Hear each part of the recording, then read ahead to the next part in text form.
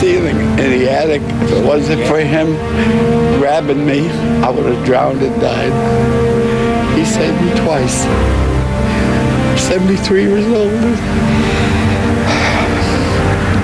Please. You're sleeping at nighttime, you got a handful of canned goods, people trying to come in and get them, you know. I look at it this way, it's like a battle zone, you know. You're gonna survive, you know. Yes, I survived because of my roommate. I went through the ceiling in the attic. If it wasn't for him grabbing me, I would have drowned and died. He saved me twice. I'm 73 years old. Please give us a call. Please. Anybody knows anything about any of my family members, please help them. Help them get to a phone. Help them get to a computer. It doesn't matter. Please help them. We love y'all if y'all can hear us.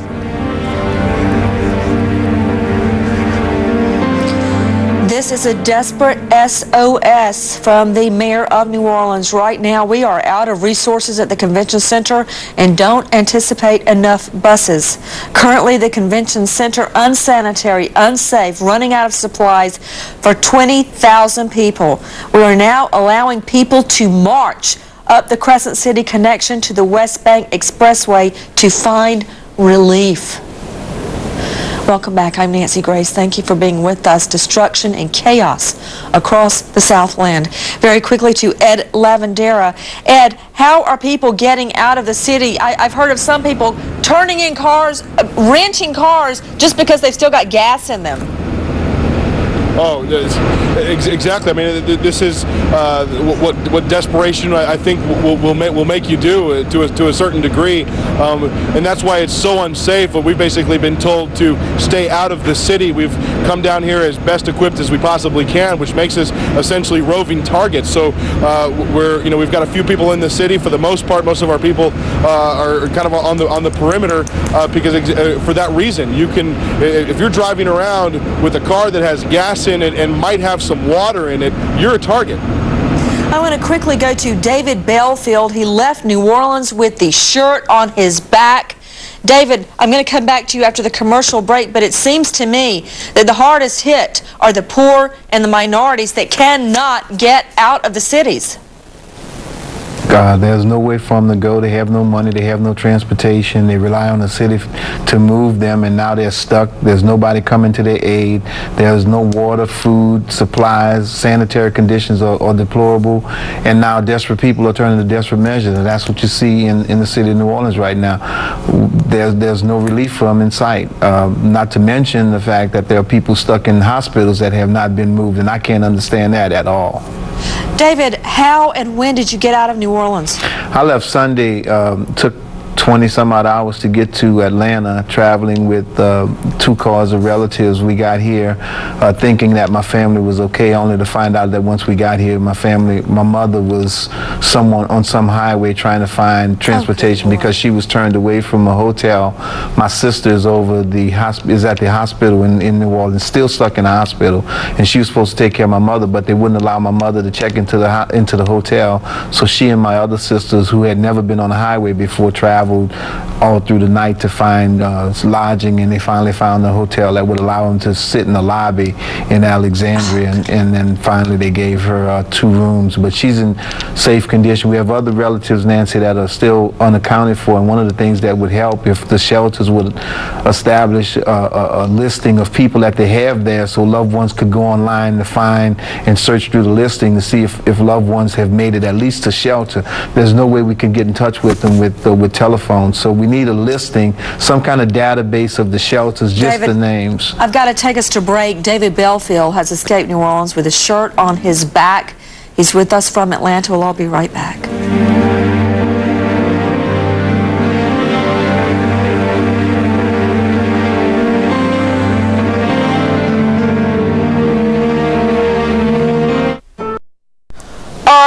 Are going to be shipped.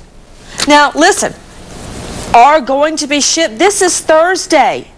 Our own people They have delivered some of those MREs already to people. In fact, thousands have been delivered. Some were even taken to the Superdome. Obviously not enough. The civilian officials, the FEMA officials say that they didn't get the alert from the people in New Orleans that they were out of food at the Superdome until this morning. They plan to have a complete shipment of food there by tonight. I don't know if it made it, but they say they're making every effort to be responsive. You know, it sounds to me, Jamie, like they didn't get an engraved invitation asking for some ready-to-eats. I mean, we can see, Jamie, we can see what's happening. I mean, the mayor is issuing an SOS, for Pete's sake. Very quickly to Renee Rockwell, I know this is way off point, but I thought about this early this morning. What about the zoo? You know, Renee, the water's coming up out of the bayou. You got snakes. There was a report today that there was a shark swimming in the waters in town. And what about the alligators, Nancy? But can we talk about the animals that are caged in the Superdome, in the convention? You can't put people, these are not all a bunch of criminals. These are poor, hungry, tired, desperate people. These are not all criminals. I want to know one thing, and my information is that the police radios are not even working. They can't even communicate with each other. This is probably to Mr. Belfield, but he'll tell you a story about a bunch of police officers that are gathering together, trying to decide what to do, meeting and going off and policing on their own. Where's the chief of police? Where's the chief of police of New Orleans? Where is he? We hadn't seen him, not once.